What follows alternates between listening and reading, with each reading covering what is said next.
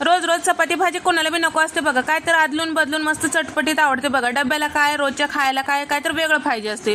त्याच्यासाठी मी रोजच्या चपातीच्या पिठाप्रमाणे इथं गव्हाचं पीठ तिमून घेतले बघा आणि थोडं तेल लावून झाकण लावून ठेवले बघा. तोपर्यंत आपण मसाला तयार करून घेऊया.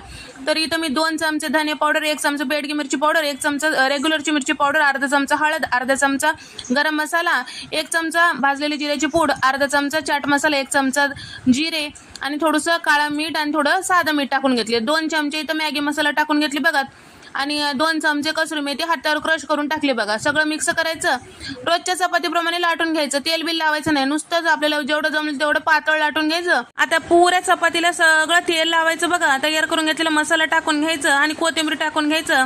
छान अशा घड्या पाडून घ्यायचं आणि हलक्या हाताने लाटायचं म्हणजे त्याच्या घड्या निघून बघा. या पद्धतीने झाल्यानंतर भाजून घ्यायचं दोन्ही साईडला छान तूप लावून. सगळ्याला आवडते, एकदा या पद्धतीने केलं तर चपाती कोणी बी